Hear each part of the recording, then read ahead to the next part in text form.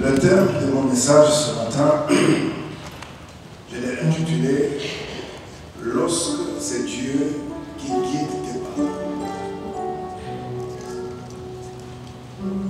Lorsque c'est Dieu qui guide tes pas, je vais ajouter sur le chemin de ta destinée.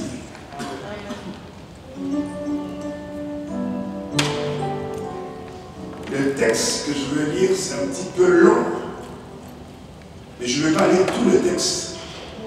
Je veux lire quelques versets seulement. Dis à ton voisin, il est temps que tu laisses ta vie être guidée par le Saint-Esprit. Dis-lui. Et maintenant, tu peux te parler à toi-même. Il est temps que tu laisses ta vie être guidée par le Saint-Esprit. Lorsque c'est le Saint-Esprit qui guide vos pas sur le chemin de la destinée, nous avons tendance à croire que la vie va nous être facile. Parce que l'homme aime la facilité. Et il se dit, puisque Dieu est dans cette affaire, il faut qu'il me simplifie les choses. Mais en réalité, lorsque c'est Dieu qui guide tes pas, ça commence par la difficulté. Un homme a dit, les temps difficiles créent des hommes forts. Et les hommes forts créent des temps faciles. Et les temps faciles créent des temps difficiles. Et pour moi, j'ai peur pour cette génération qui aime la facilité. Beaucoup d'entre nous rentrent dans le ministère en ayant un état d'esprit, en se disant, il faut que je rentre dans le ministère, soit, si c'est un artiste, c'est-à-dire quelqu'un qui chante, ce n'est pas vraiment la peine qu'il attire, mais il veut plus être une star, il veut plus être connu. Les gens, ils rentrent dans le ministère avec cet état d'esprit de devenir grand. Je veux être grand. Et ce matin, par la grâce de Dieu, je veux essayer de vous expliquer avec de mots simples, lorsque vous êtes grand, quels sont les critères. Je reprends ce que je venais de lire. Ce n'est pas moi, je le dis, c'est moi. Cette phrase ne vient pas de moi. Le temps difficile crée des hommes forts. Et les hommes forts créent des temps faciles. Et les temps faciles créent des temps difficiles. Ce qui a fait de moi ce que je suis devenu aujourd'hui, ce sont les difficultés, les épreuves. J'ai toujours donné ce témoignage. Pour payer mes études, j'étais obligé de travailler le week-end comme sentinelle chez ma propre tante. Au départ, je ne comprenais pas. Je disais, mais comment ça se fait que je suis son neveu et il me fait travailler le week-end comme sentinelle? C'est-à-dire, je restais dehors, attendre qu'elle et son mari rentrent, les enfants rentrent, et j'ouvrais la barrière. Mais ces difficultés, ces obstacles m'ont poussé à développer une mentalité des gagnants. Je me suis dit, je veux ressortir ce qu'il y a de meilleur pour que mes enfants ne jouent pas le rôle que je suis en train de jouer aujourd'hui. Donc, je parle ce matin à quelqu'un, si tu traverses les moments difficiles, ne pense pas que derrière ce temps difficile, il y a les démons ni le diable, mais Dieu est en train de te former et il veut ressortir en toi la grandeur qui est enfouie à toi. Et c'est quelqu'un qui dit Amen.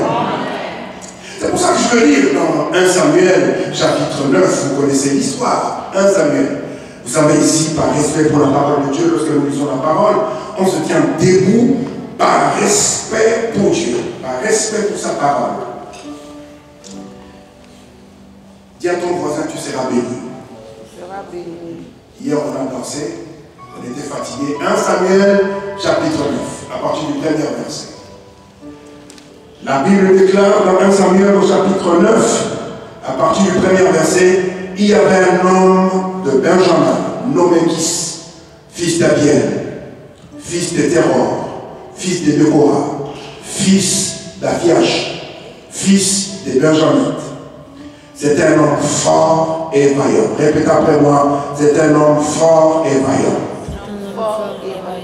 Il avait un fils du nom de Saül, jeune et beau, plus beau qu'aucun des enfants d'Israël. Il était et les dépassant tous de la tête. Verset 3, je reprends, excusez-moi. Il y avait un homme de Benjamin, nommé Kis, fils d'Abiel, fils de Teror, fils de Décora, fils d'Apia, fils de Benjamin. C'était un homme fort et vaillant. Il avait un fils du nom de Saül, jeune et beau, plus beau qu'aucun des enfants d'Israël, et les dépassant tous de la tête. Les ânesse de Kis, père de Saül, s'égarèrent. Et Kis dit à Saül, son fils, prends avec toi l'un des serviteurs, lève-toi, va et cherche les ânesses. Verset 4. Il passa par la montagne d'Éphraïm et traversa le pays des Kashkalika sans les trouver. Ils passèrent par le pays de Shkalim et n'y étaient pas. Ils parcoururent le pays de Benjamin. Ils ne le trouvèrent pas. Ils étaient arrivés dans le pays de Tuf lorsque Saül dit à son serviteur qui l'accompagnait, viens, retournons, de peur que mon père, oubliant ses ânesses, ne soit en peine de nous. Le serviteur lui dit, voici, il y a dans cette ville un homme de Dieu, et c'est un homme considéré. Tout ce qu'il dit ne manque pas d'arriver. Allons-y, peut-être nous verra-t-il connaître le chemin que nous devons prendre. Il dit à son serviteur, mais si nous y allons, que porterons-nous à l'homme de Dieu? Car il n'y a plus de provision dans nos sacs et nous n'avons aucun présent à offrir à l'homme de Dieu. Qu'est-ce que nous avons? Verset 8. Le serviteur reprit la parole et dit à Saül, voici, j'ai sûrement le quart d'un cycle d'argent. Je le donnerai à l'homme de Dieu et il nous indiquera notre chemin. Autrefois en Israël, quand on allait consulter Dieu, on disait, venez et allons voir le voyant, car celui qu'on appelle aujourd'hui le prophète s'appelait autrefois le voyant. Saül dit à son serviteur, tu as raison, viens, allons. Et il se rendit à la ville où était l'homme de Dieu. Est-ce que je peux m'arrêter là? Est-ce qu'on peut acclamer le Seigneur très fort?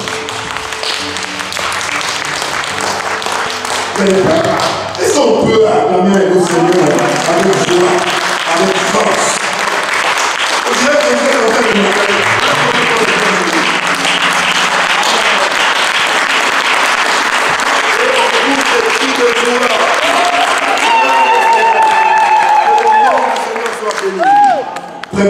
prenez place.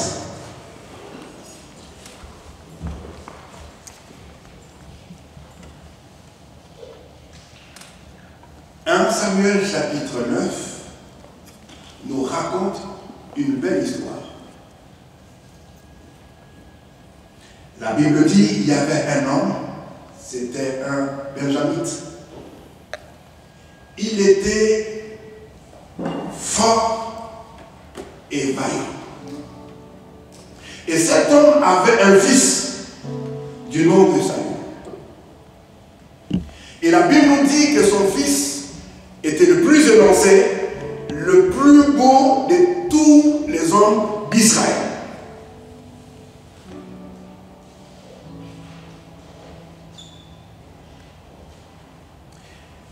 Mais la Bible ne s'arrête pas là. La Bible dit, un jour, les ânesses de son père vont s'égarer. il va faire appel à son fils en lui demandant, trouve un serviteur qui va t'accompagner et va chercher les ânesses.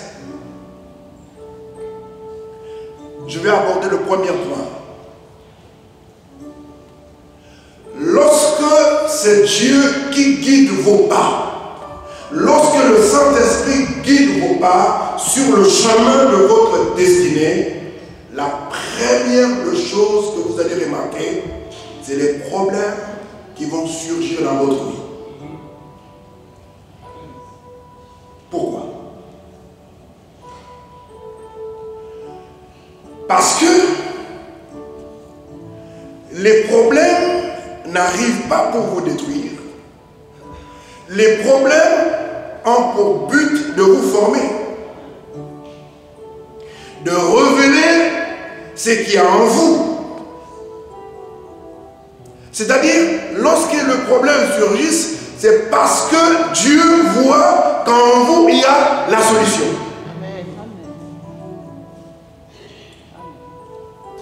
Donc, les problèmes, ce n'est pas un problème, mais en réalité, le problème, c'est une opportunité.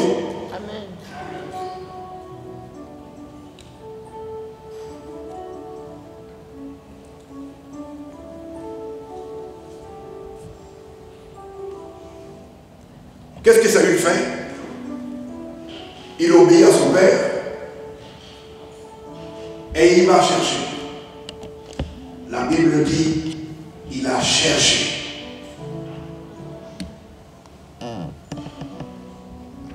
Il a visité plusieurs villes, plusieurs pays et ils n'ont pas trouvé les ânesses qui s'étaient égarées.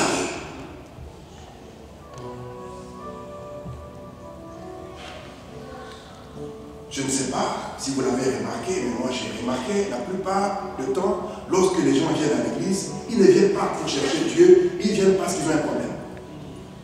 C'est avant tout les problèmes qui les obligent de venir à l'église.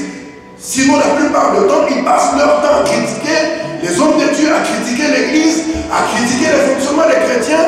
Mais une fois qu'ils sont en difficulté, les gens oublient tous les problèmes, le pasteur, ils vont à l'église pour que Dieu règle leurs problèmes. Mais ce que Saül ne savait pas, que Dieu avait créé une circonstance pour que les alliances de son père s'égarent, parce qu'il y avait une demande, il y avait une prière, il y avait un besoin, et il fallait que quelqu'un réponde à ce besoin.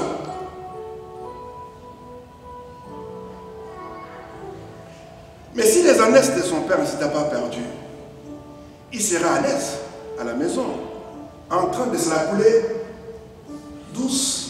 Il dit, mais mon père c'est un vaillant, c'est un homme fort, il est riche, il a tout ce qu'il faut, et je suis grand de taille, je suis beau, hein, je suis élancé. Toutes les belles filles de la ville ont que des yeux que pour moi. Qu'est-ce que je vais encore chercher?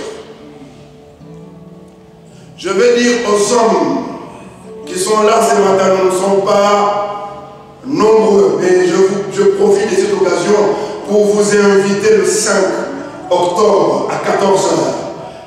Dieu pour mission de lever une armée des hommes qui connaissent Dieu, des hommes capables de découvrir leur identité, des hommes capables d'honorer Dieu, des hommes capables de respecter leurs engagements, des hommes capables de faire de bons choix. La société va mal parce que les hommes sont démissionnaires. Les hommes pensent qu'ils sont hommes parce qu'ils ont de la barbe, parce qu'ils peuvent satisfaire une femme sexuellement. Tu n'es pas un homme parce que tu sais satisfaire une femme sexuellement. Tu n'es pas un homme parce que tu portes le pantalon. Tu n'es pas un homme parce que tu dérages le matin. Mais pour devenir un homme, tu as besoin de Dieu dans ta vie. Tu as besoin de découvrir le but de ta vie. Jeune fille, jeune femme, n'épousez jamais un homme qui n'a pas de vision. N'épousez jamais un homme qui n'a pas de but. N'épousez jamais un homme qui ne sait pas où il va. Est-ce que je parle à quelqu'un ce matin? Lorsque Dieu guide tes pas, lorsque c'est le Saint-Esprit qui guide tes pas, pour Saül, il voulait répondre à la demande de son père. Mais en réalité, il ne savait pas qu'il y avait un besoin. Les enfants d'Israël est allé auprès de Samuel en lui disant, nous avons constaté, nous avons remarqué que dans d'autres royaumes, ils ont des rois, hommes, physiquement, on peut le voir, on peut le toucher. Mais comment ça se fait que nous, on n'a personne pour nous guider? Et c'est pour ça, le but du livre de 1 Samuel avait pour mission d'introduire le fin, ou la fin plutôt, de juge, et ils étaient en train d'introduire la monarchie, c'est-à-dire une famille qui devait régner, non seulement une famille qui devait régner, mais en même temps l'élévation de David pour un royaume stable et éternel. Mais ce n'est pas de ça que je veux parler. Vous voyez, de l'instabilité, Dieu amène vers la stabilité. Donc quand Saül il sort, c'est à cause de problèmes. C'est parce que son père avait perdu les ânesses. Mais laissez-moi vous dire quelque chose.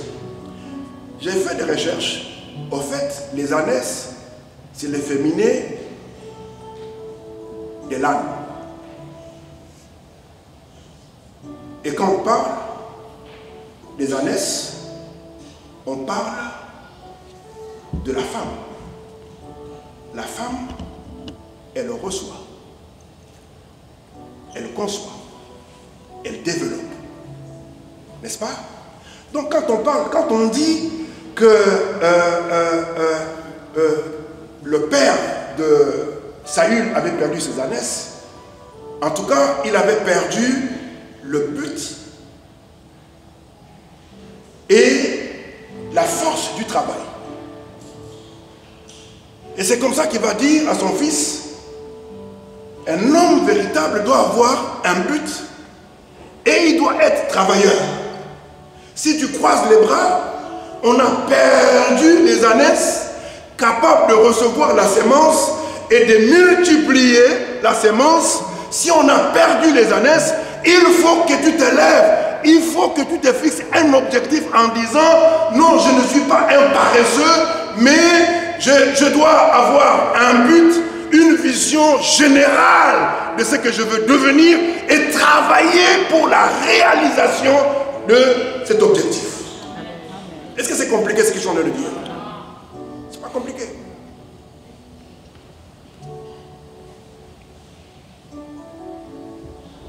Venir à l'église, c'est pas seulement lever les mains, parler en langue, sauter, transpirer et rentrer à la maison. Non, non, c'est pas ça. Moi, je ne veux pas parler de ma vie parce que je ne suis pas venu parler de ma vie, je suis venu prêcher l'évangile. Et en même temps, en parabole, je vous dis là où vous voulez aller.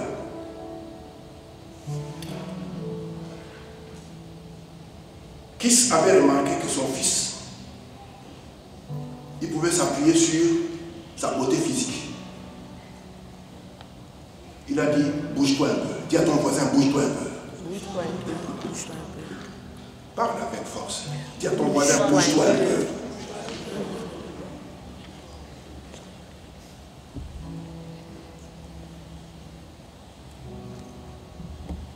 Toujours dans le texte.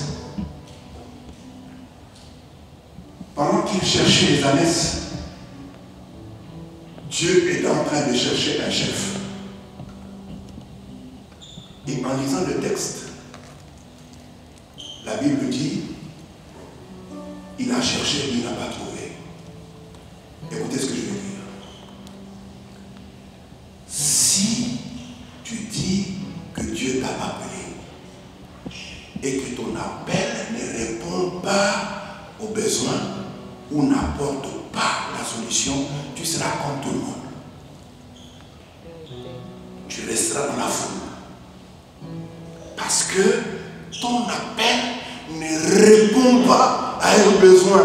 Le monde cherche les hommes, les femmes, le ministère qui répond aux besoins et qui apporte les solutions. Si tu dis que tu es appelé par Dieu et qu'il n'y a pas de résultats dans ton ministère, tu seras à la fin.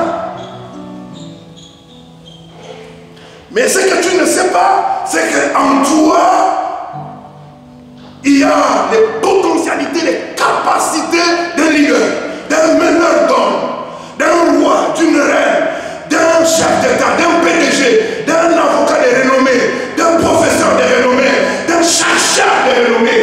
Tu ne le sais pas, tu penses que tu es tout le monde, comme tout le monde. Non, tu n'es pas comme tout le monde. Ne pense pas comme tout le monde, ne parle pas comme tout le monde, ne vis pas comme tout le monde, ne brille pas comme tout le monde, ne t'habille pas comme tout le monde. Voilà pourquoi Dieu va permettre qu'il y ait des problèmes dans ton environnement, dans ta famille, dans ta vie propre, pour que ce qu'il y a de meilleur qui sont confiés en toi puisse ressortir. Je suis en train de parler à un roi ce matin. Je suis en train de parler à une princesse ce matin. Je suis en train de parler à un futur homme d'affaires. Je suis en train de parler à un leader. Je suis en train de parler à une personne qui va devenir la réponse à une prière. Il était en train de chercher. Tu étais en train peut-être de chercher la guérison. Tu étais en train de chercher le travail. Tu étais en train de chercher peut-être de l'argent. Tu étais en train de chercher un appartement. Mais est-ce que tu sais que pendant que toi tu cherches toutes ces choses, Dieu est en train de te chercher toi? La direction que tu prends n'est pas la bonne. Tu sais pourquoi? Parce que Jérémie chapitre 29, le verset 11 dit, car je connais le projet que j'ai pour toi. Ce n'est pas un projet de malheur, mais un projet de paix, d'avenir et d'espérance. Qui parle? C'est Dieu. Donc si tu n'as pas Dieu dans ta vie, il est difficile que tu découvres le plan que Dieu a pour toi. Tu es jeune fille, tu n'as pas besoin de te donner à n'importe qui. Si Dieu t'a créé en tant que fille, ça veut dire qu'il y a un homme pour toi. Est-ce qu'il y a des filles dans cette salle? Est-ce qu'il y a des femmes dans cette salle qui sont encore célibataires? Il y a un homme que Dieu a préparé pour toi. Reste tranquille, cherche Dieu. Ils se disent, elle est tout le temps à l'église, elle prie beaucoup, tout ça. Cherche Dieu et Dieu fera que l'homme qu'il a prévu pour toi viendra te trouver. Je vais aller rapidement. Je suis toujours sur le premier point. Lorsque c'est Dieu qui guide tes pas sur le chemin de ta destinée, Dieu permet qu'il y ait des problèmes. À partir de ce problème, Dieu va développer les capacités qui vont te permettre de ressortir le leadership qui est en toi. Je ne suis pas en train de prêcher sur le leadership. Amen. Pourquoi? Tu ne peux pas avoir de la compassion pour les gens pour lesquels que tu ne connais pas. C'est pour ça que vous allez remarquer, si quelqu'un était prostitué, quand Dieu sauve cette personne, ce que Dieu va faire, après l'avoir sauvé, Dieu va ramener la personne dans son milieu parce que cette personne connaît ses milieux. Elle connaît les difficultés. Si tu es un avocat, quand Dieu te sauve, vous avez votre façon de parler. Quand Dieu te sauve, tu vas voir, Dieu va te placer dans les milieux des gens qui ont atteint un certain niveau d'études. Parce que tu sais comment leur parler. Ce n'est pas parce que je suis prophète que je peux parler à tout le monde. Non, c'est une grâce. Mais quand Dieu te tire de quelque part, il te forme et il te retourne dans cet endroit parce que tu connais le milieu, tu as été dans ce milieu et tu peux supporter ces gens, tu connais leur langage. Mais ici, le texte que je viens de partager avec vous,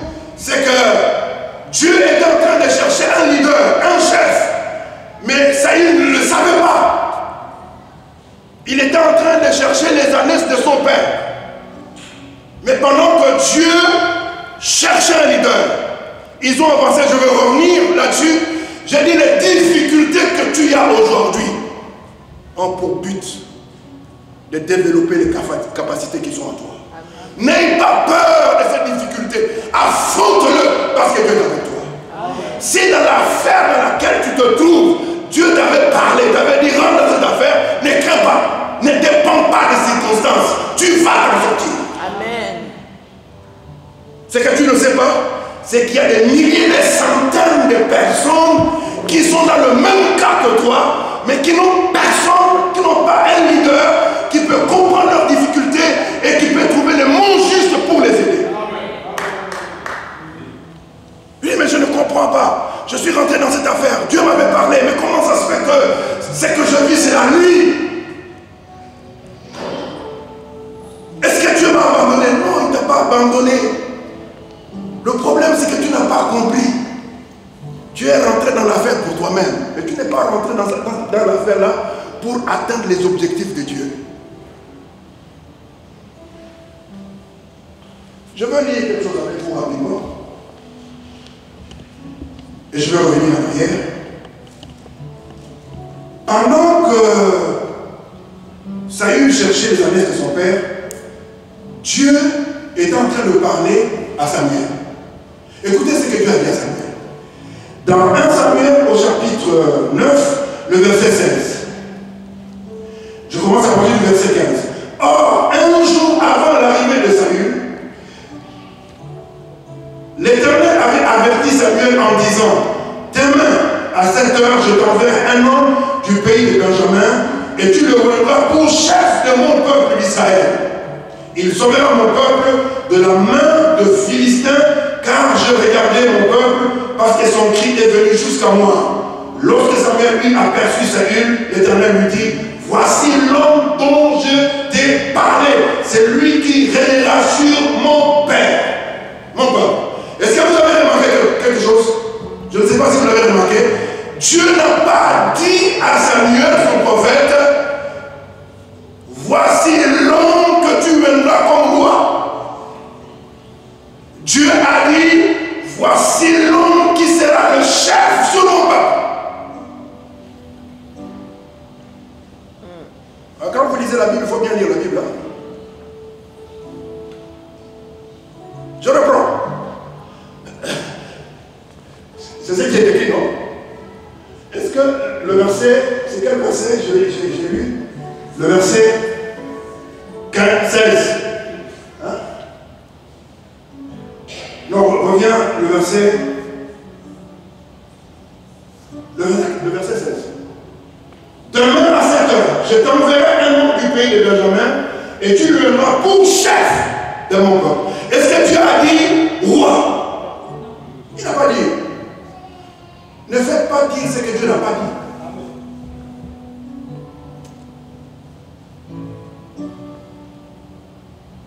Dieu a permis que les ânesses de son père se perdent parce qu'il avait les capacités qu'il voulait développer en lui pour devenir un chef, un meneur, un exemple.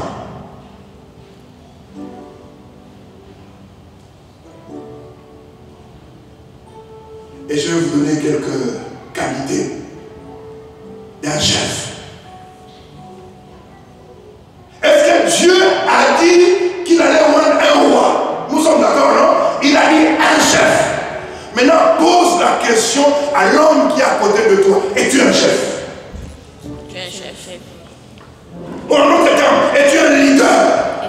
Es-tu un meneur?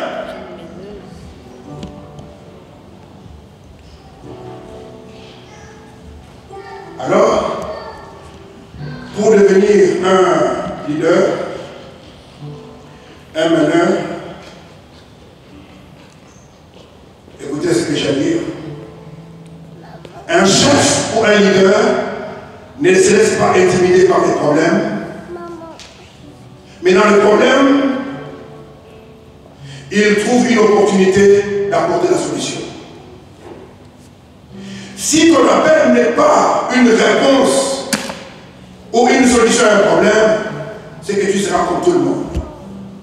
Tu dois te distinguer de la foule par la qualité des capacités, des solutions que tu apportes dans la vie des hommes et des femmes que Dieu placera devant toi.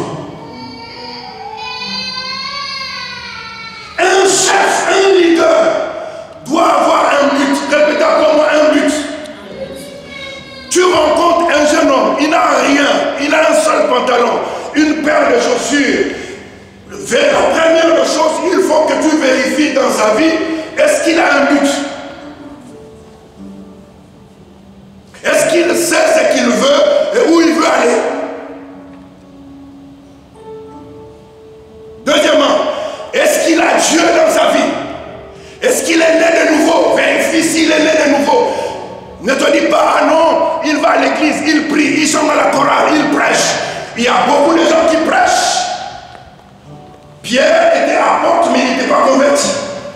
Il s'est converti après avoir renoncé Jésus 3 fois. Donc tu peux être apôtre, tu peux être un grand prédicateur, mais tu n'es pas converti. Chanter dans une chorale, prêcher, avoir un titre apostolique ne veut pas dire que tu es converti. Vérifie que cette personne est réellement convertie et née de nouveau. Celui qui dit Amen, il le reçoit. Amen. Troisièmement, vérifie si cette personne a l'esprit de se débrouiller. Je voulais dire débrouillardise. C'est ça? Débrouillard. Ma fille répète ça. Ah, ok, merci. Ce que je veux dire, on ne réussit pas parce qu'on a des diplômes. Le monde dans lequel nous vivons, nous avons des gens qui ont étudié, mais qui ne sont pas intelligents. C'est-à-dire, nous avons des universitaires, des gens qui ont des diplômes, mais qui ne sont pas intelligents. Pourquoi? Parce que c'est lui qui est intelligent, c'est celui qui est capable de puiser dans son intelligence et d'apporter la solution. Si tes diplômes, c'est pour aller travailler dans l'administration, tu vis aux frais de l'État, tu n'apportes rien. C'est que tu n'es pas intelligent. Je n'injurie personne. Et nous sommes remplis, la société est remplie de diplômés, des universitaires, mais des gens qui ne sont pas intelligents. Et ce sont ces gens-là qui nous créent le problème parce qu'ils sont obligés de nous voler. C'est comme si ils étaient partis à l'université pour avoir l'intelligence, c'est comment tricher, comment voler, comment falsifier les factures. Et les jeunes hommes, est-ce que vous me suivez? Lorsque Dieu guide tes pas, les difficultés vont venir, mais ces difficultés ont pour but que tu te découvres d'abord toi-même qui tu es, c'est que tu as les capacités qui sont enfuies en toi. Cette force de faire face aux défis, cette force de faire... Est-ce que nous sommes au même niveau? Est-ce qu'on...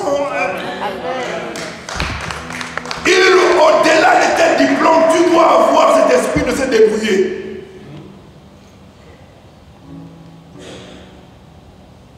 Amen. Va, cherche. Mais son père pouvait lui dire, écoute, ce sont seulement quelques années, laisse tomber. Il dit, non mon fils, la vie c'est pas comme ça. Tu es appelé à devenir un chef.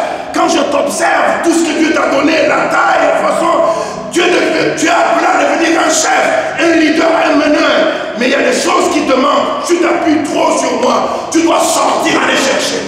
Amen. Si vous demandez à ma femme, elle vous dira qu'elle est un homme. Moi, je n'ai peur de rien. Je n'ai peur de personne.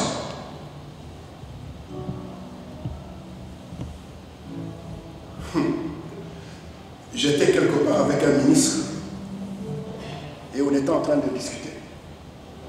Le ministre m'a dit, mais tout ce que vous me proposez, ça me dépasse. J'ai dit, mais je pensais que vous étiez à la place qu'il faut pour apporter la solution. Et je me suis rendu compte que ce ministre, il avait le titre de professeur, docteur et ingénieur, mais il n'était pas intelligent. Parce qu'il était incapable d'apporter la solution. Je dis à quelqu'un, Dieu est en train de forger ton caractère. Je dis, Dieu est en train de forger ton caractère parce que les besoins sont immenses.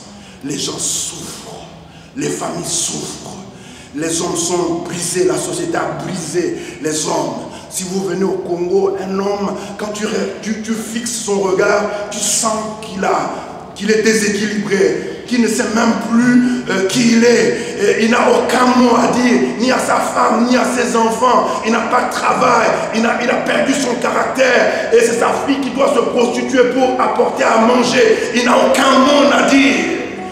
Et quand tu le vois marcher, il est en train de se parler lui-même. On a abouti les hommes. Comme un grand pays comme le Congo, un petit pays comme le Rwanda peut faire pression, c'est parce qu'il n'y a pas d'hommes. Et il est de notre devoir de lever une armée d'hommes, des chefs. Vous les femmes, vous mes filles spirituelles, vous devez être des chefs, pas dehors. D'abord dans vos maisons, vous devez avoir une vision globale de là où vous voulez amener votre famille, de là où tu veux amener ta femme, de là où tu veux amener tes enfants. Je sais là où je veux amener ma femme. Je sais là où je veux amener mes enfants. Je sais là où je veux amener ma famille. Je sais. Même hier soir, quand on était dans le taxi, je disais à ma femme, voilà, avant que je ne quitte cette terre, voilà la vision que j'ai pour Israël. Voilà la vision que j'ai pour Emmanuel. Voilà la vision que j'ai pour Georges. Voilà la vision que j'ai pour Lise. Voilà la vision que j'ai pour Eliane. Et c'est pour ça que je travaille, parce que j'ai une vision globale de ce que je veux. Mais je suis animé d'un esprit, je me débrouille. C'est-à-dire, je ne baisse pas les bras. Je n'attends pas que je prêche pour qu'on me donne la dîme et les offrandes. Non. Je ne suis pas rentré dans le ministère pour attendre les offrandes. Hier, je suis venu, j'ai prêché. Qu'est-ce qu'on m'a donné? Je ne méprise pas. Je rends grâce à Dieu. On m'a donné 200 €. Que le nom du Seigneur soit béni. Mais je suis venu en business class. Le billet, c'est 5200 €. Mais je suis venu spécialement pour venir prêcher. Le billet, 5200 €. Ce n'est pas moi qui paye. Hein. C'est Dieu. Dieu. Mais je ne viens pas prêcher pour l'argent. Je suis une solution à un besoin. C'est pour ça que je suis venu prêcher. Je suis passionné de voir des vies être transformées. Vérifie qu'il a un but. Vérifie qu'il a cet esprit de se débrouiller, de prendre le risque. Vérifie, troisièmement, qu'il est travailleur. Le mari de la prophétesse Cynthia, c'est un touche à tout. Il est électricien, plombier, maçon, il est tout. Mais ce n'est pas un universitaire. Mais avec un homme comme ça, tu ne peux pas mourir de faim. Non, non, tu ne peux pas mourir de faim. C'est important ce que je vous dis, parce que pour toi, tu voulais aller au ciel. Avec un homme comme ça, tu ne peux pas mourir de faim. Il assure. Il a des mains en or. Il sait travailler pour apporter du pain à la maison. Il sécurise sa famille. C'est un leader, c'est un meneur. Il ne prêche pas comme moi, mais là où il est, c'est un leader. Oh, que Dieu te bénisse. Que Dieu t'accorde encore une longue vie. Que Dieu te donne encore la provision nécessaire pour que tu t'occupes de ta famille. Il faut que Dieu suscite dans notre église des hommes qui ont un but, qui ont une vision, qui ont cet esprit de se débrouiller, travailleurs, capables de sécuriser et d'apporter la nourriture à leur famille. Quelqu'un dit Amen? Quatrièmement, découvre qu'il est déterminé. Ce n'est pas quelqu'un qui commence quelque chose et il arrête en cours de route. Je ne vais pas les demander aujourd'hui. Et il arrête en cours de route. Il est déterminé. Je travaille sur un projet. Ça va faire 5 ans. 5 ans, on m'a dit non. On m'a refusé. On a dit non, ça on ne peut pas te donner. Ça c'est pas possible. Ça c'est pas. J'ai dit, moi je sais ce que je veux. Je veux obtenir ce que je veux. 5 ans après, je l'ai obtenu. Amen.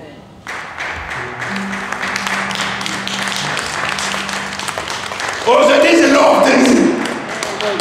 Maintenant, je dis, vérifie que tu sois homme ou femme. Tu es appelé à devenir leader. Est-ce que tu es déterminé quand tu commences quelque chose, tu dis, je vais aller jusqu'au bout.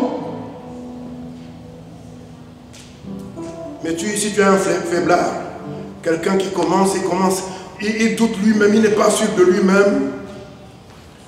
Lorsque c'est Dieu qui guide tes pas, il se porte garant. Même si tu n'as rien, mais tu sais que Dieu est avec toi. Même si tu n'as pas de relation, tu sais que Dieu peut créer une opportunité. Dieu peut mettre quelqu'un devant toi. Oh, que le nom du Seigneur soit béni.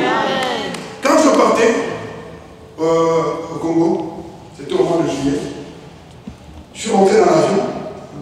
Ma voisine, ce que je ne savais pas, c'était la femme du ministre de Mines. On a discuté, on a échangé, et puis elle m'a remis son numéro de téléphone. En fait, j'avais donné mon portable pour qu'elle enregistre. Et j'ai fait des enquêtes. Je me suis rendu compte que j'étais à côté de la femme du ministre de Mines. Et au Congo, quand tu es la femme du ministre de Mines, c'est pas n'importe le roi d'air. Tu vois ce que Dieu fait? Toi qui m'écoutes, je suis venu te dire, ne te laisse pas limiter par ce que tu vis maintenant. Ce que tu vis maintenant, c'est une réalité, mais pas la vérité. Tu es en train de t'emmener quelque part. Tu ne peux pas voir Dieu dans ta vie et échouer. Tu ne peux pas voir Dieu dans ta vie et rester au même niveau. Tu ne peux pas voir Dieu dans ta vie et fréquenter les vauriens. Tu ne peux pas avoir comme partenaire le Saint-Esprit et aller nulle part. C'est pas possible. C'est pas possible. Et le problème que tu traverses ne définit pas qui tu es. Est-ce que tu comprends? Non, non, non, non, tu n'as pas un problème, tu as une solution. C'est pour ça qu'il y a beaucoup de pression sur toi. Il faut que le meilleur qui est en toi puisse ressortir. J'ai trop parlé, non? C'est toujours le premier point. Il faut qu'il soit déterminé. Je crois cinquièmement, il faut qu'il ait l'esprit d'équipe. Un leader, un chef de famille doit avoir un esprit d'équipe. C'est une personne qui rassemble, pas qui divise. Sixièmement, vérifie qu'il a l'esprit d'écoute, qu'il sait écouter les autres. Je suis un prophète majeur. Je prophétisais sur le président Laurent Gbagbo, qui sera président de la République. Et il est devenu. Et il m'a envoyé son offrande.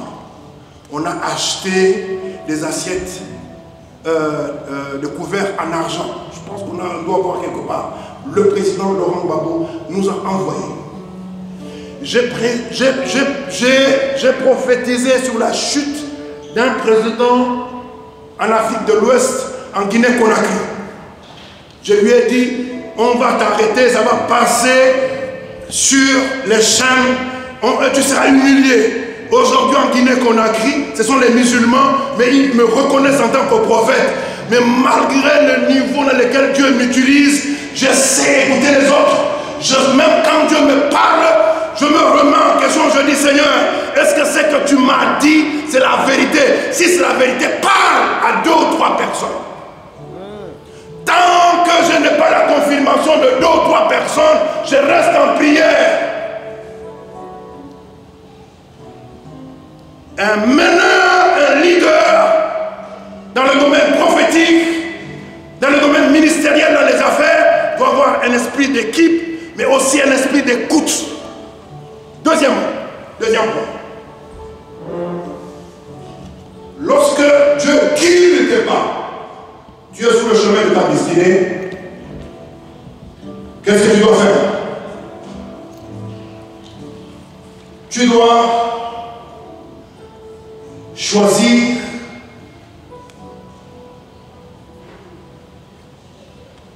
sur le premier plan. J'ai oublié un point que je voulais insister. En tant que leader, tu dois avoir l'esprit de productivité, des résultats. Tant qu'il n'y a pas de résultats, ne baisse pas les bras. Son père lui dit, va, cherche, trouve et ramène-moi les ânesses. Et en cours de route, il dit à son collaborateur, à son serviteur, il lui dit, retournons.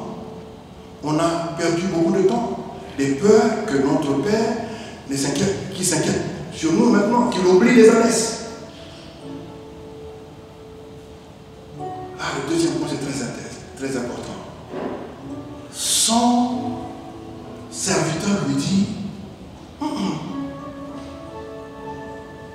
écoutant ton Père, ce qu'il attend de toi, ce n'est pas ce que tu me demandes, c'est que ton Père attend. Il veut développer en toi le but, le caractère, l'esprit du travail, d'écoute, de productivité, quelqu'un qui sait se débrouiller, et quelqu'un qui est déterminé, et quelqu'un qui veut voir les résultats. Mais on n'a pas encore les résultats.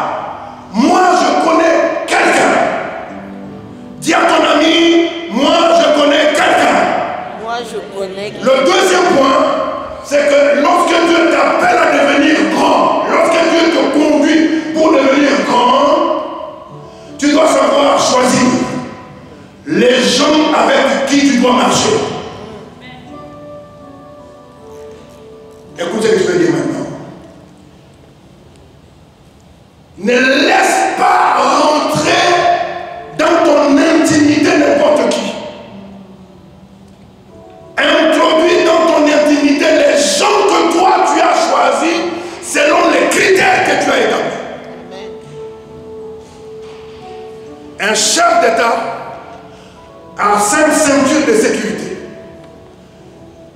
Et chaque ceinture de sécurité a un chef d'état-major. Ils se communiquent entre eux. Mais les 3 premières ceintures de sécurité, ce sont les hommes de confiance. Ce sont les hommes que le président a choisis lui-même. Ce sont ces hommes de confiance. Ce sont ces hommes, lorsqu'on tire sur lui, ce sont ces hommes qui vont se mettre comme des gilets pare-balles. C'est sur eux qu'on va tirer. Ce n'est pas quelqu'un d'autre qui le choisit. C'est lui-même qui le choisit. Lorsque Dieu t'appelle à devenir grand, ne laisse pas n'importe qui rentrer dans ton intimité. Choisis les gens qui doivent être dans ta première ceinture de sécurité. Et c'est quelqu'un béni. Je dis c'est quelqu'un béni. Tu dois le connaître spirituellement. Tu dois le faire passer par le test. Il faut qu'il soit éprouvé. Si les tests que tu les as, tu as mis devant eux, ça n'a pas marché, écarte-le. Il n'y a pas de sentiment. Parce qu'il s'agit de ta vie, il s'agit de ta sécurité, il s'agit de ton avenir. Est-ce que je parle à quelqu'un? Vous qui m'entendez ce matin, Dieu vous appelle à aller très loin. Vous ne pouvez pas écouter l'iniquité et rester comme un pigeon. Vous êtes des aigles. Je dis vous êtes des aigles. La royauté est sur vous. Vous êtes appelés à jouer un grand rôle dans cette société. Vous êtes appelés à impacter des vies. Vous êtes des porteurs de vie. Vous êtes des porteurs de solutions. Vous êtes des porteurs de guérison. Vous êtes des porteurs. Ah, celui qui dit Amen et le reçoit.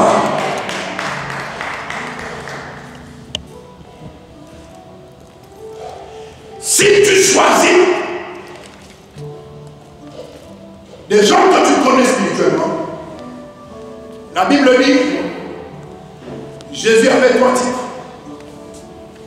Il avait les apôtres, il avait les disciples, et il avait le groupe de 3. André, c'était Marc, André et Jean, si je ne me trompe pas. Ils étaient au nombre de 3. Si Jésus lui-même, pour sa sécurité, il y avait 3 niveaux de relation. À combien plus forte raison nous autres?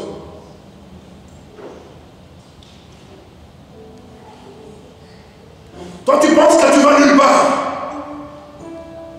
tu ignores, c'est que ta vie est entre les mains de Dieu. C'est lui qui est en train de t'amener quelque part. Et tu dis, mais pourquoi ça n'avance pas? Pourquoi pour moi tout est dur, tout est compliqué? Parce que tu n'es pas n'importe qui. Tu es une solution. Tu es une solution. Arrête de te lamenter. Arrête de pleurnicher. Tu n'es pas un pleurnichard. Tu es un leader sur qui les gens doivent compter. Tu es un modèle.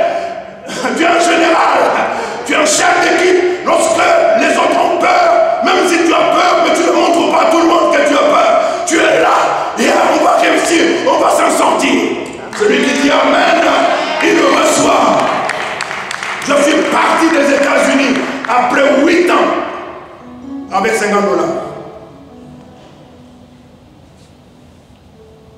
Avec 7 personnes à ma charge. $50. Mais personne n'est mort. Dieu a veillé sur ma famille. Et il continue jusqu'aujourd'hui à veiller sur ma famille. Avant que je ne quitte cette terre, j'apporterai la solution aux besoins des hommes. Amen. Je suis une réponse. Je dis, tu dois choisir et il faut qu'il y ait des critères. Deuxième critère, toi-même tu sauras à quel niveau mettre ces gens. Mais choisis, accepte les gens qui t'ont choisi par engagement. C'est-à-dire, ils sont conscients. J'ai décidé d'être ce que je suis à ses côtés. Jusqu'à ce qu'il arrive là où il doit arriver. Amen. Et quand le père de Saül demande à Saül de choisir, je suis sûr que Saül a choisi une personne qu'il connaissait, avec qui il y avait une affinité, il y avait une complicité. Et je dis que cette personne, à qui on n'a pas donné le nom, c'est la personne du Saint-Esprit. Ah oui, oui, je dis cette personne, c'est la personne du Saint-Esprit. Parce que c'est le seul qui connaît la volonté de Dieu. C'est le seul qui a la provision pour nous amener à atteindre les objectifs de Dieu. Cette personne dit à Saül, Saül, ce n'est pas toi, ce n'est pas moi qui t'ai choisi, mais c'est toi qui m'as choisi parce que tu me connais. Vous parlez du Saint-Esprit. Est-ce que le Saint-Esprit vous connaît? Est-ce qu'il y a une intimité entre vous et le Saint-Esprit? Est-ce qu'il te connaît? La Bible dit, lorsque l'Esprit de Dieu viendra, il ne parlera pas de lui-même, mais il prendra de tout ce qui est à moi et vous l'annoncera. Aujourd'hui, nous avons pris la place du Saint-Esprit. Nous avons pris la place du Seigneur Jésus. Quand vous rentrez dans les églises, c'est le pasteur, la photo du pasteur avec sa femme. Et où est Jésus? La seule personne qu'on doit honorer, la seule personne qu'on doit élever, ce n'est pas Elikiti, ce n'est pas le pasteur Elishama, mais c'est Jésus. C'est la personne du Saint-Esprit que l'on doit élever. Ne mettez jamais ma photo ici. Jamais. Jamais. Cette personne a dit, je connais. Est-ce que vous savez que le Saint-Esprit sait tout? Il dit, je connais quelqu'un ici. Et cet homme, tout ce qu'il dit, finit toujours par se réaliser. Allons-y le voir. Peut-être, il nous indiquera le chemin qu'on doit suivre. Je n'ai rien d'autre à te donner. Au-delà de tes diplômes, je te donne comme ami, comme partenaire, le Saint-Esprit. Je dis bien, je te donne le Saint-Esprit. Dans ta marche, dans ta quête avec Dieu, le meilleur professeur, le meilleur coach,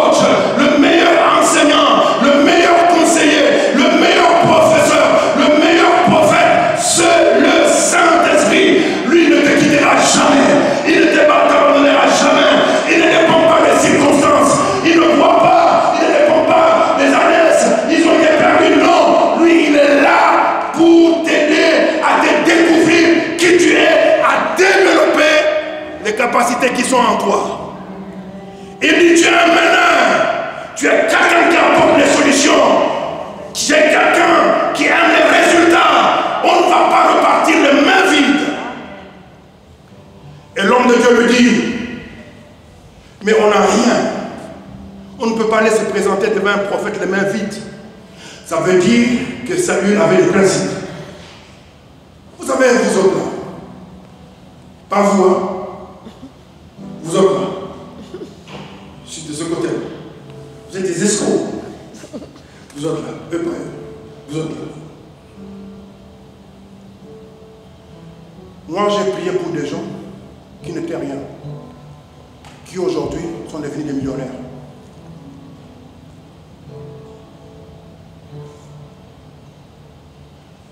Des millionnaires. Des vrais.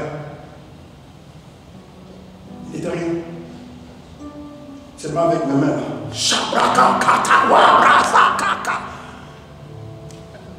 Avec tout ce que je viens de dire, il est dans les affaires. Je le coach, je prie, je prie, je prie. Aujourd'hui, il est millionnaire. Il ne côtoie que les chefs d'État. Moi, je ne suis pas arrivé, mais lui, il est arrivé. Quand je voyage, je ne voyage pas en classe économique. J'appelle. Je dis, je veux voyager. Il dit, quel jour? Donne la date. On fait le billet, business class, first class. Et quand j'arrive,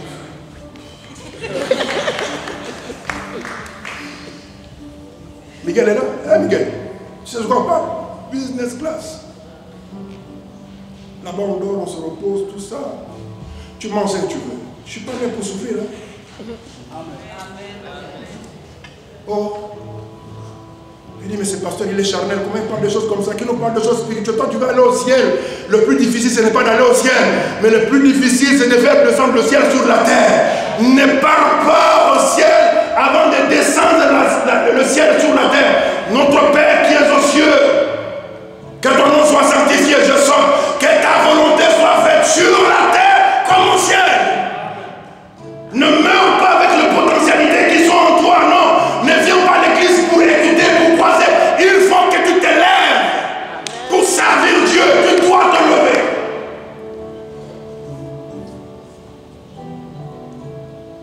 J'ai prié. Il me dit, mais pasteur, tu sais, à l'époque là, je n'étais rien. Mais maintenant, je le regarde, mais je dis, je suis content parce que je bénéficie aussi de la grâce de Dieu qui est sur toi. Dites amen. Amen. Choisis les gens. Ne laisse pas les circonstances.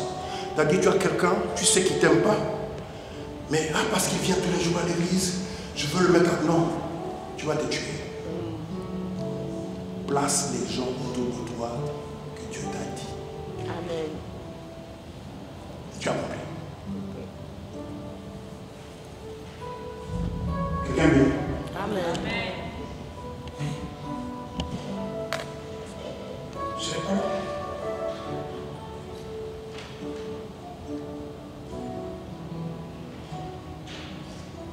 Ne laissez pas vos sentiments vous tromper dans le choix de vos collaborateurs.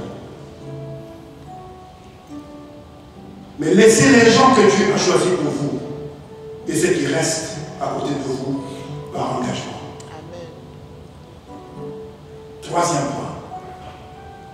Lorsque Dieu te conduit sur le chemin de ta destinée, tu as ton partenaire, le Saint-Esprit. Dis à ton voisin, tu ne vas pas échouer. Même si tu n'as pas l'argent, le problème c'est pas l'argent. Le problème c'est de savoir, d'avoir c'est lui qui sait tout. C'est lui qui va te conduire dans la vérité. C'est lui qui sait qui est qui. Quand je suis arrivé, j'ai décidé de commencer. J'ai créé une société pour faire le VTC.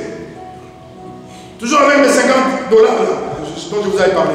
Je passais devant les concessionnaires, il y avait les Mercedes. J'amenais ma famille, mes enfants, ma femme, et j'imposais les mains. Je dis, moi je veux avoir une Mercedes neuve. Je l'ai. Vous savez comment j'ai fait? Je me suis mis en prière. La Bible dit, Dieu révèle ses voies à ceux qui le craignent. Amen. Ça veut dire que si tu crains Dieu, Dieu va finir par te faire quoi? Par te montrer la voie par laquelle tu dois passer pour obtenir ce dont tu as besoin. Est-ce que tu comprends comment les choses fonctionnent? J'ai prié le Seigneur m'a dit, va voir un tel. J'ai pris ma femme, on est parti, on arrive. Asseyez-vous. Nous étions en prière. Voilà notre projet. Dieu nous a dit de venir goûter avec vous. Ah, vraiment? Nous aussi, on était disposés. On avait fait, le Seigneur nous avait bénis, on avait des provisions, mais on ne savait pas quoi faire avec cette provision-là. J'ai dit, cette provision-là, c'était pour nous.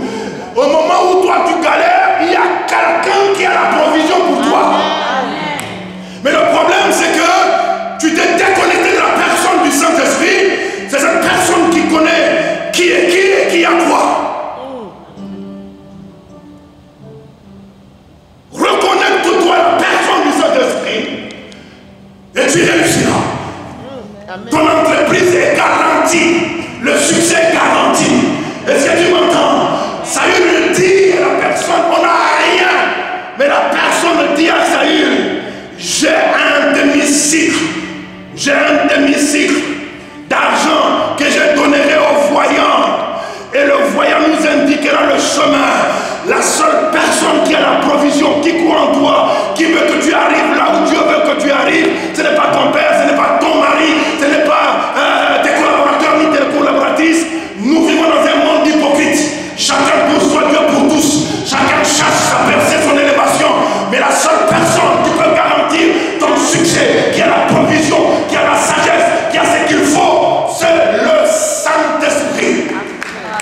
C'est le Saint-Esprit. Tu n'as plus d'énergie, tu n'as plus de force de combattre. Lui, il est à côté de toi. Il ne te lâche pas. Tu es une gagnante. Tu es un gagnant. Essaie de parler à tes frères. Est-ce que quelqu'un peut se lever et dire Amen?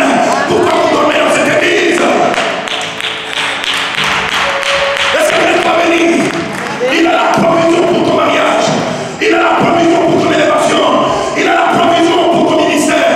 Il a la provision. Lorsque toi tu dis que tu n'as plus rien, lui il a. Ceux qui se confient en l'Éternel renouvellent leur force et ils volent comme l'air. Vous pouvez vous asseoir.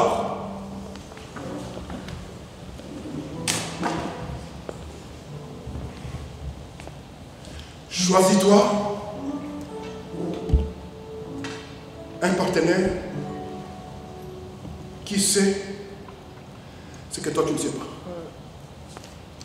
Et quand vous discutez, il apporte toujours un plus dans ta vie. Même dans le mariage, n'épouse pas un abruti. C'est-à-dire quelqu'un qui est seulement sur Twitter, Netflix. Il parle seulement de foufou, de la chipouane, de matembélé. Oublie une telle personne. Vérifie le niveau intellectuel de la personne. Lorsque tu discutes avec la personne ajoute un plus. La personne dit à Saül, je connais quelqu'un. J'ai la provision. Allons-y. Et qu'est-ce que Saül fait?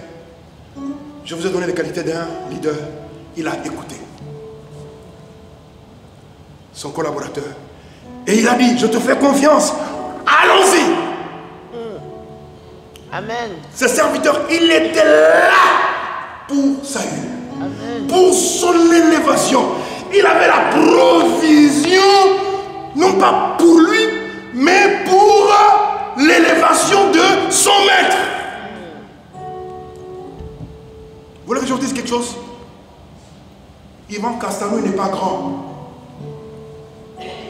C'est lui qui a fait de lui grand. Ce sont des gens qui sont dans l'ombre. Vous voulez que je vous dise? Ce sont des femmes de ménage. Ce sont des chefs de cellules. Ce sont des intercesseurs. Ce sont des gens qu'on ne connaît pas. Amen. Souvent les hommes influents, on ne le voit pas. Ils rencontrent le président que la nuit.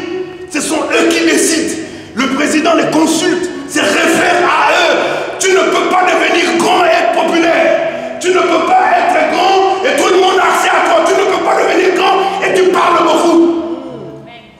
Amen. On n'a pas donné son nom, on n'a pas donné son identité, mais il avait la confiance de son maître. Il pouvait lui dire quelque chose et son maître faisait ce qu'il disait. Un tel homme, c'est un conseil spécial. Oh, ce matin, je suis venu dire, Dieu a décidé de t'élever du rang de conseil spécial. Dans le royaume de Dieu, une femme, lorsque tu parles, on t'écoute, on te consulte, on se réfère à toi. On ne peut rien faire sans t'avoir consulté. On ne peut rien faire sans que tu donnes ton conseil, comme Achitophel. La Bible dit que les conseils d'Achitophel, lorsqu'il donnait ses conseils, c'est comme si Dieu lui-même avait donné le conseil. Que cette onction vienne sur toi, que cette onction affecte ta vie, que cette onction affecte chaque mot, chaque lettre qui sortira de ta bouche, que ta présence soit affectée par la grâce de Dieu. Conseiller spécial. C'est-à-dire que tu sièges dans le conseil de Dieu. Rien ne peut se faire sans que tu ne sois au courant. Tu es en contact direct avec le ciel.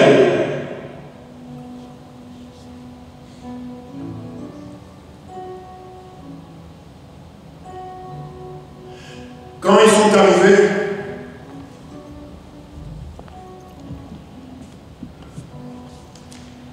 l'homme de Dieu les attendait. Écoutez la Bible.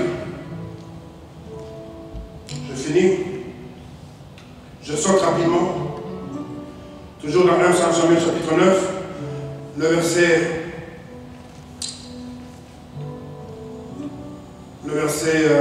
19. Samuel répondit à Saül, c'est moi qui suis le voyant. Monte devant moi au lieu et vous mangerez aujourd'hui avec moi. Je te laisserai partir demain, je dirai tout ce qui se passe dans ton cœur. Ne t'inquiète pas des années que tu as perdues. Il y a 3 jours qu'elles sont retrouvées.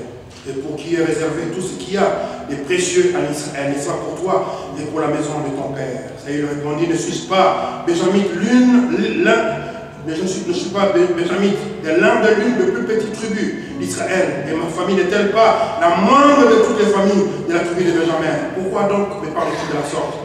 Samuel prit Saül et son serviteur. Répétez après moi. Samuel prit Saül et son serviteur. Samuel prit Saül et son serviteur. Vous ne pouvez pas devenir grand si personne ne vous parraine. On ne rentre pas dans le cercle de grands comme ça. Il faut toujours qu'il y ait quelqu'un qui te tient par la main pour t'introduire. Même Jésus, il a été introduit par Jean-Baptiste. La question que je te pose, toi, tu dis que tu es grand, qui t'a introduit? Je peux vous donner un secret. Proverbe chapitre 27, le verset 18. Est-ce qu'on peut mettre Proverbe chapitre 27, le verset 18? Je suis là, donnez-moi 5 minutes, je finis. J'avais beaucoup de choses à dire, mais... Voilà. Écoutez ce que dit la Bible. C'est lui qui soigne un figuier en mangera le fruit. Et c'est lui qui garde son maître sera honoré. Gardez ça l'esprit. Vous devez être loyal. Vous devez être intègre. Si vous avez un chef, vous ne deviendrez jamais chef si vous n'avez jamais reconnu une autorité sur laquelle vous ne vous êtes jamais placé. Si vous ne vous soumettez pas, personne ne se soumettra. C'est lui qui soigne un figuier en mangera le fruit. Et celui qui garde son maître sera honoré. C'est que je suis devenu aujourd'hui et le fruit du travail que ma femme a investi dans ma vie. Elle veille sur les paires de chaussettes que je porte. Elle veille sur le sous-vêtement que je porte, le maillot de corps, la chemise, cravate. Elle veille. Elle dit non, tu ne portes pas ça. Ce n'est pas pour vous que je porte, mais c'est pour elle. Donc ne venez pas convoiter le mari d'autrui, le fruit du travail d'une autre femme. Ce que je veux vous dire, même si ton mari aujourd'hui ne sait pas s'habiller, investis-toi. Investis-toi. Investis-toi dans la vie de ta femme. Investis-toi. La Bible dit c'est lui qui soigne un figuier en mangera le Et celui qui garde son maître sera honoré. Élie va dire à Élisée, c'est que tu me demandes, si tu me vois être enlevé au-dessus de toi, c'est que tu me demandes te sera accordé. Tu ne seras jamais grand tant que tu n'acceptes pas l'élévation des autres. Est-ce que vous m'entendez? Amen. Tu ne seras jamais grand. Ça sera seulement des discours. Je suis. Quand on est grand, ne dis pas. Ça se voit. Amen. Je dis quand on est grand, ça se dit pas, ça se voit. Amen. Quand on a de l'argent, ça ne se dit pas, ça se voit que lui, il a de l'argent. C'est les pauvres qui parlent beaucoup. Dites amen. Amen. Je dis amen. Amen.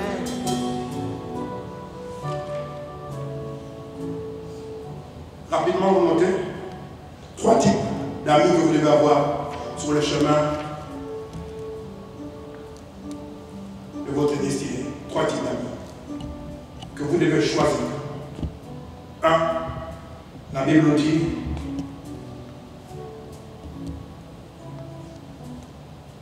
trouvez des amis qui vous encouragent à solidifier votre famille, qui apportent l'équilibre dans la relation avec ta famille. Ce qui a séparé Saül avec son père, c'est parce qu'il avait perdu les ânesses. Le premier groupe, lorsque le prophète te dit, lorsque tu me quitteras, tu vas rencontrer les premières personnes. Ils te diront que les ânesses ont été retrouvées. Ne t'inquiète plus. N'est-ce pas? Ne marche jamais avec un ami qui t'encourage à rester loin de ta famille, à rester loin de tes amis, à rester loin de ta famille. Ne reste jamais dans une église où on vous sépare de vos familles. La famille vous apporte de l'équilibre. Je trouve mon équilibre dans ma famille, auprès de ma femme, de mes enfants. Quand je le vois, je vois ma femme, c'est là où je trouve mon équilibre spirituel, émotionnel et physique. Si tu as un ami qui t'éloigne de ta femme, tu as des gens tout autour qui parlent toujours mal de ton mari, éloigne-toi de ces personnes.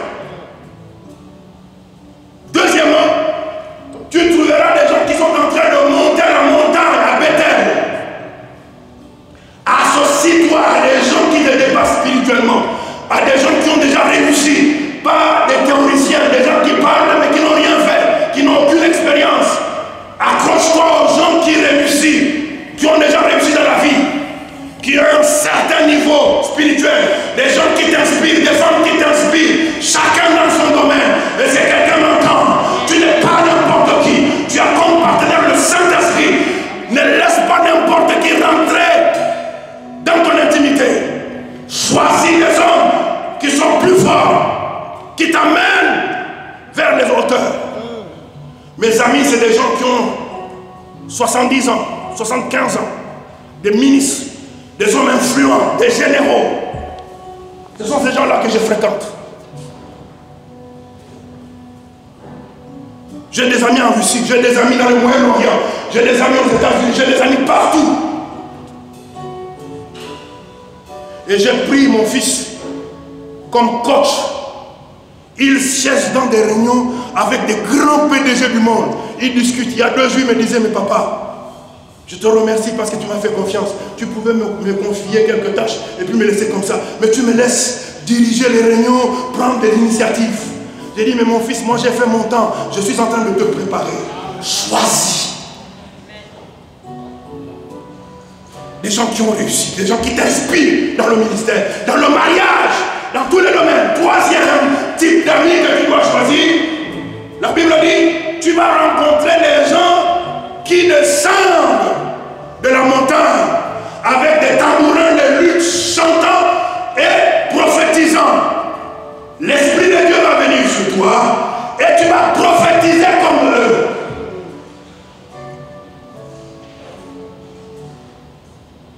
Toi, tu fréquentes que les gens qui critiquent les autres, qui mentent, qui ne prient jamais, tu n'iras nulle part. Si tu es prophète, fréquente les prophètes. Si tu es évangéliste, fréquente les évangélistes. Si tu es docteur, fréquente les docteurs. Si tu es pasteur, fréquente les pasteurs. Si tu es un homme d'affaires, fréquente les hommes d'affaires qui sont loin. Si tu es politicien, fréquente les politiciens qui sont nés de nouveau et qui sont loin dans ce domaine. Est-ce que quelqu'un bénit? Amen. Je veux conclure en disant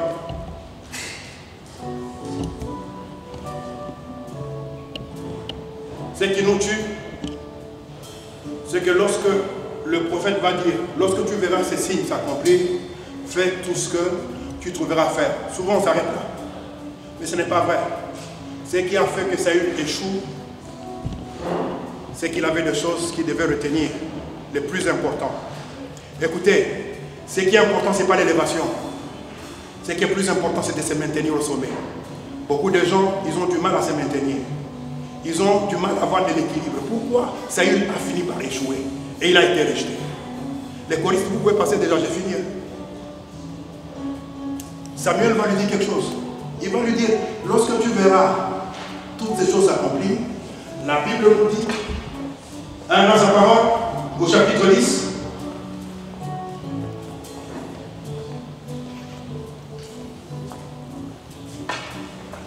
je lis la parole de Dieu dans 1 Samuel chapitre 10.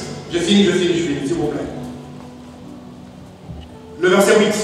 Je commence par le verset 7. Lorsque ces signes auront eu pour toi leur accomplissement, fais ce que tu trouveras à faire car Dieu est avec toi.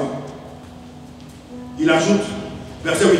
Puis tu descendras avant moi à Gilgal, et voici je descendrai vers toi pour offrir des holocaustes et des sacrifices d'action de grâce.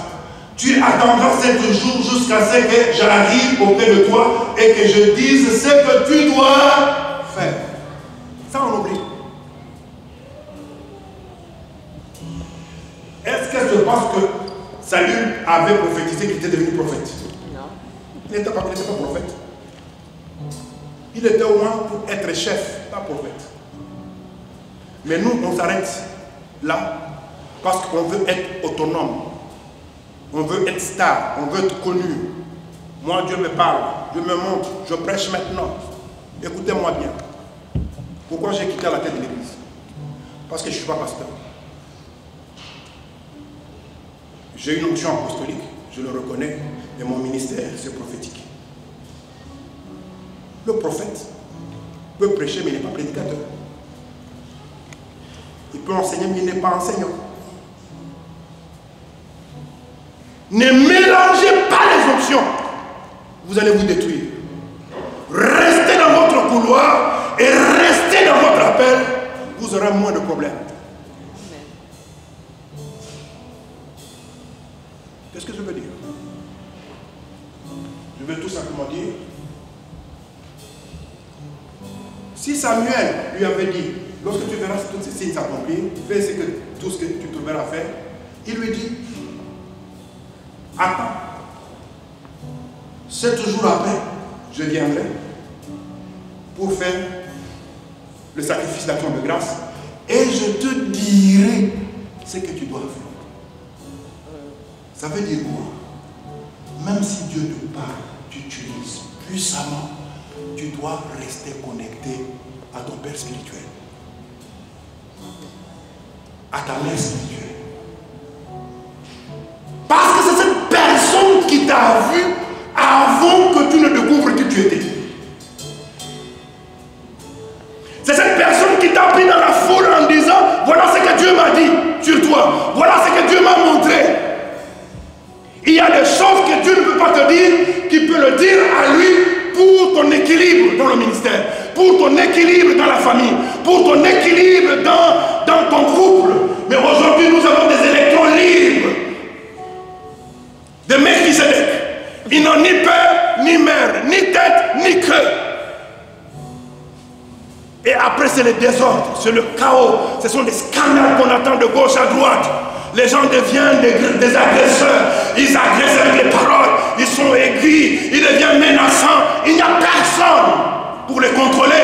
Ils n'ont personne pour leur dire que ce que tu fais, ce n'est pas bon. Un leader ne peut pas se comporter de la sorte que tu te comportes. À vous.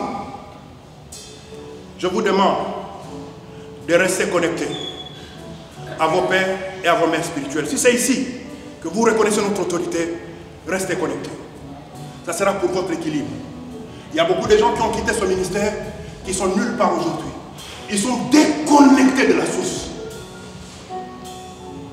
Mais Samuel va lui dire, 7 jours après je viendrai et je te dirai ce que tu dois faire. Deuxième connexion que vous devez garder, c'est la famille. La famille. N'est-ce pas? Amen. La famille. Votre famille. Troisième connexion que vous devez rester connecté, c'est votre appel. Dieu est pasteur, restez pasteur. Le frère Christian, Dieu l'a utilisé. Il y a un autiste qui a été guéri. Il y a un témoignage qui a été localisé quelque part. Il n'a pas prêché l'évangile. Il est dans son domaine. Il dit seulement un enfant chante. Et l'enfant chantait le miracle. L'onction a libéré l'enfant. Et les païens ont reconnu qu'un miracle a été signalé. Est-ce qu'on peut acclamer l'onction de Dieu sur notre frère Christian?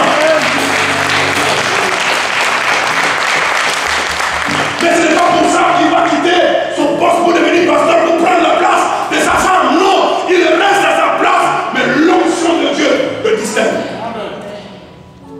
Quatrième connexion que vous devez garder.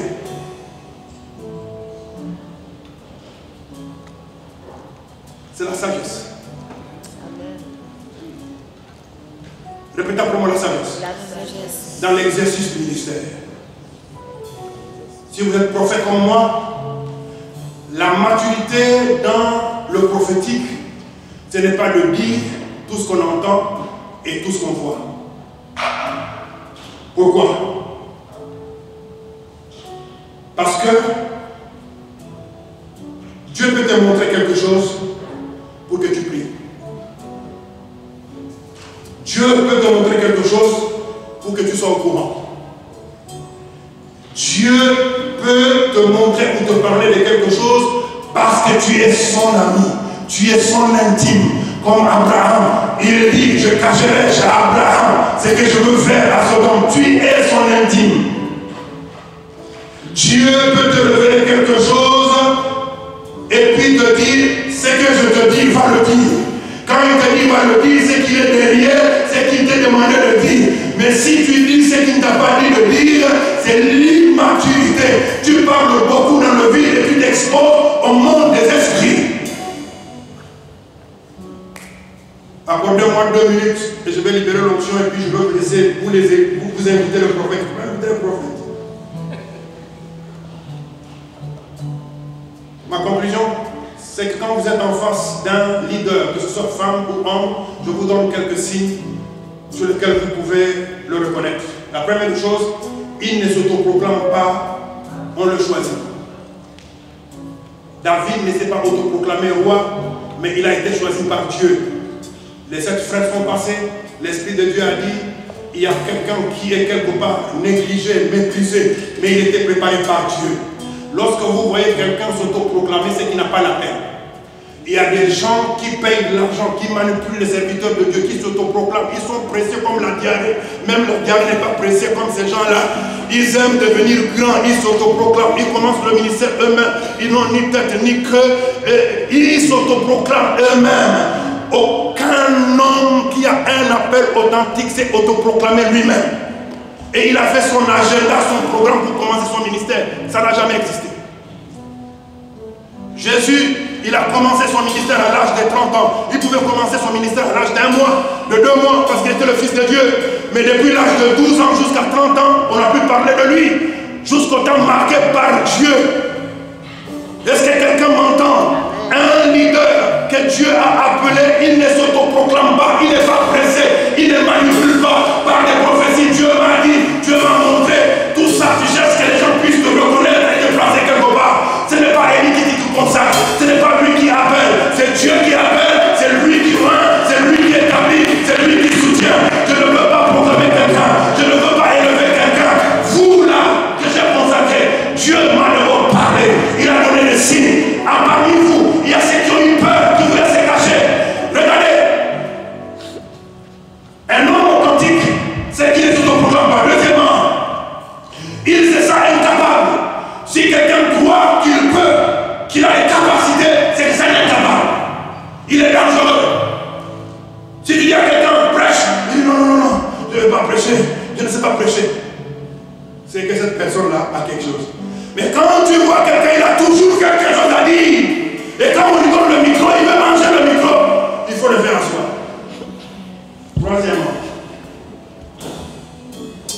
Il a besoin de Dieu dans sa vie.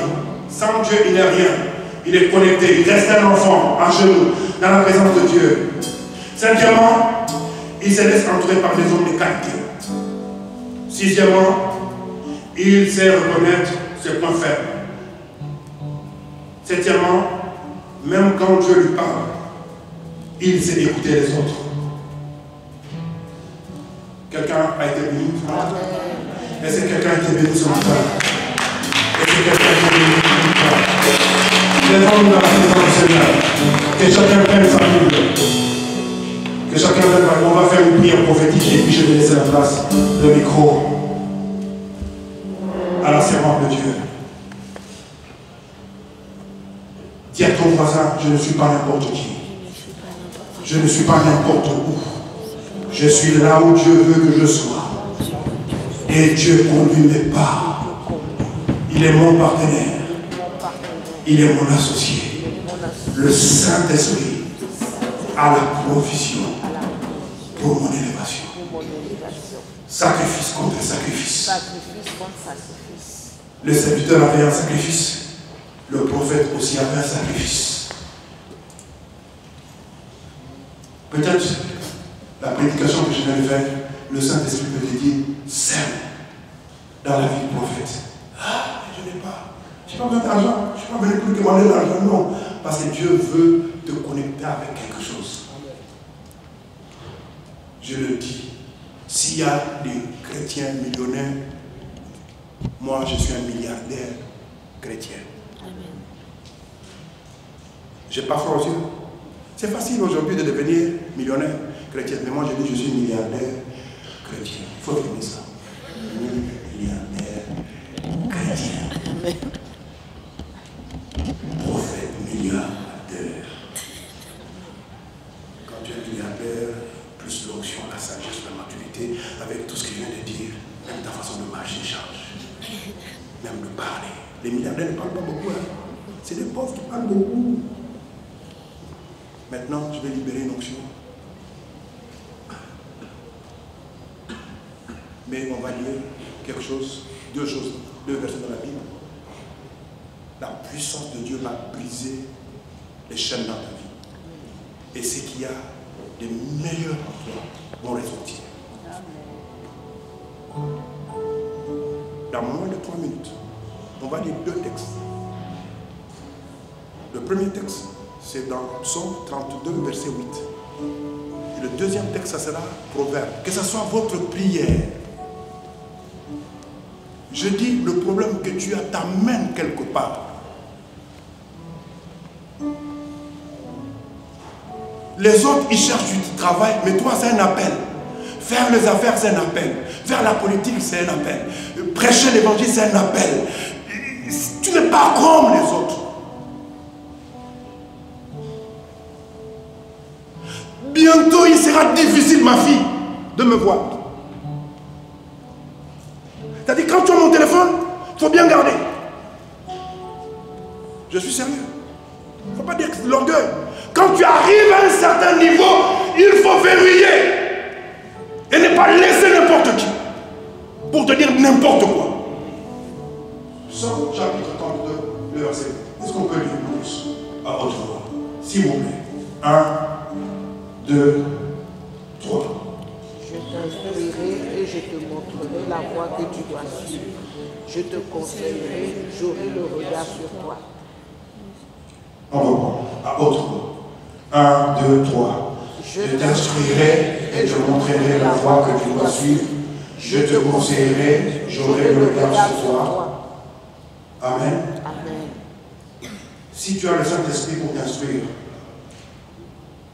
et te montrer le chemin, la voie que tu dois suivre, et il te donne des conseils, et il a son regard sur toi, tu deviens le protégé de Dieu. Est-ce que tu vas échouer? À toutes mes filles qui ne sont pas encore mariées, je vous déclare, si le diable voulait placer un sorcier dans ta vie, que Dieu le frappe d'aveuglement. Au nom de Jésus. Si le diable voulait amener un sorcier dans ta vie, quelqu'un qui n'a pas de but, qui n'a pas de vision, qui ne sait pas où il va, il veut pour amener l'enfer dans ta vie, j'amène l'enfer dans sa vie. Et que Dieu place sur ton chemin un partenaire avec qui vous allez atteindre les objectifs de Dieu. Amen. Que Dieu place sur ton chemin des clients qui vont te propulser. Parce que tu as la personne du Saint-Esprit qui va t'instruire, qui va te conseiller, qui va te montrer le chemin que tu dois suivre et tu seras son protégé. Et si quelqu'un peut répéter après moi, je suis le protégé du Saint-Esprit. Je suis son protégé. Personne ne peut toucher à ma vie, personne ne peut toucher à ma santé, personne ne peut toucher à mon ministère, personne ne peut toucher à mon élévation, personne ne peut toucher à mes projets, personne. Je suis condamné à commencer quelque chose et à le terminer. Maintenant, attendez-vous à un miracle qui va se produire. Je ne veux pas prier parce que il faut qu'on termine. Le psaume, j'ai dit quoi? Le psaume 23. Saint-Esprit, c'est toi qui m'as mis sur le cœur ce psaume. Il y a des hommes et des femmes qui se sentent perdus. Il y a de la pression sur leur vie. Faire ressortir le leadership, la grandeur, qu'ils arrêtent de tourner en rond, à tâtonner. Leur destinée est grande. Leur destinée est grande. Que l'étoile de quelqu'un brille ce matin. Que ton étoile brille ce matin. Que le Saint-Esprit te restaure ce matin. Que le Saint-Esprit développe la grâce de Dieu, le don de prophétie, de vision, de parole, de connaissance. Tu es une femme de prière, une intercesseur. Il y a une valeur qui est rentrée en toi. Mais que le vent du réveil souffle dans ta vie. Que l'esprit du réveil souffle dans vos maisons. Que la flamme du Saint-Esprit, le meilleur partenaire, vous propulse jusqu'au sommet. Et quiconque essaiera de se mettre sur votre chemin, que le feu du ciel le calcine, le carbonise. Tu ne mourras pas, tu vivras. Et tu raconteras les merveilles de Dieu. Ensemble, nous allons lire à haute voix le psaume 23. 1, 2, 3. Cantique de David. L'Éternel est mon berger, je ne manquerai de rien. Il me fait reposer dans les verts pâturages, il me dirige près des eaux paisibles, il restaure mon âme, il me conduit dans les sentiers de la justice à cause de son nom. Quand je marche dans la vallée de l'ombre de la mort, je ne crains aucun mal, car tu es avec moi. Ta roulette et ton bâton me rassurent. Tu dresses devant moi une table en face de mes adversaires. Tu inclines ma tête et ma coupe déborde. Oui, le bonheur et la grâce m'accompagneront tous les jours de ma vie. Et j'habiterai dans la maison de l'Éternel jusqu'à la fin de ma vie. Oh, j'ai fini, hein? Levez vos mains. Je vais vous donner le secret maintenant de la grandeur. Oubliez tout ce que j'ai dit. Est-ce que vous avez remarqué au psaume chapitre 23, verset 5, qui dresse la table? Non, je pose la question, qui dresse la table? Dieu. Qui est assis sur cette table? Toi et moi. N'est-ce pas? Non seulement toi et moi nous sommes assis, même nos adversaires sont convoqués. Aujourd'hui, si tu as le cancer, Dieu convoque le cancer sur la table que lui a dressée. Si tu as la stérilité, Dieu convoque la stérilité sur la table que lui il a dressée. Si tu as, je ne sais pas quelle maladie, quel problème qui te bloque, Dieu convoque cet après-midi. C'est ce matin, il convoque la chose sur la table. Mais regardez, Dieu qui est tellement grand, il est tout puissant, il se place dans le rôle d'un serviteur. C'est lui qui sert, c'est lui qui dresse la table. Nous sommes bénéficiaires de son travail. C'est lui qui est grand, ce n'est pas celui qu'on sert. C'est lui qui est grand, c'est celui qui sert les autres. Et c'est quelqu'un m'entend. Un prophète n'est pas là pour qu'on l'acclame, pour qu'on porte ses sacs, mais il est au service des autres, dans l'intercession. Il est devant Dieu pour que Dieu lui révèle son plan, sa volonté pour son peuple, pour dire à son peuple quelle est la volonté de Dieu. Et que Dieu t'élève, que tu deviennes grand, non pas dans à devant, mais au service des autres. Soyez les serviteurs et non le maître. Soyez les serviteurs et non le maître. Soyez les gagnants d'âme et non le maître. Soyez. Dieu a dressé une table. Lève tes deux mains, je finis. Saint-Esprit, Saint-Esprit, ces hommes et ces femmes qui m'ont entendu, qui m'ont écouté, je suis limité, mon français est compliqué, mais il y a une parole qui a été laissée à un frère et une sœur, que personne ne puisse sortir de la même façon qu'elle était venue. Saul de Tarse a rencontré Dieu. Et Dieu a fait de lui ce qu'il devait devenir. Ses parents ont retrouvé les ânesses. Et le peuple a trouvé la réponse à leurs besoins. Qu'une onction particulière descende sur ma soeur, sur mon frère, pour que ceux qui veulent te décourager réalisent que le Dieu que tu sers est vivant. Que par toi ta famille soit délivrée, que par toi ta famille soit bénie, que par toi ta famille soit restaurée, que par toi ta famille soit consolée, que par toi ta famille soit élevée. S'il y a personne qui était connu dans ta famille, que Dieu t'élève afin que le nom de ta famille soit respecté, honoré et considéré. Sois sérieux dans ton appel, sois sérieux dans ton service, sois sérieux avec Dieu et prends pour partenaire le Saint-Esprit. Lui, il a la provision dans le domaine de la sagesse, de la force, dans la prière, dans le fruit de l'esprit, que le Saint-Esprit t'amène jusqu'au sommet. Que l'atmosphère dans cette église change. Que le finance, que l'onction de la prospérité affecte chaque vie. Que l'onction de la grandeur se manifeste dans chaque personne. Merci Saint-Esprit. Puisque c'est lui, le Saint-Esprit qui guide tes pas, atteint les objectifs pour lesquels Dieu t'a créé. Soyez bénis au nom de Jésus. Amen. Amen. Que Dieu te bénisse, papa.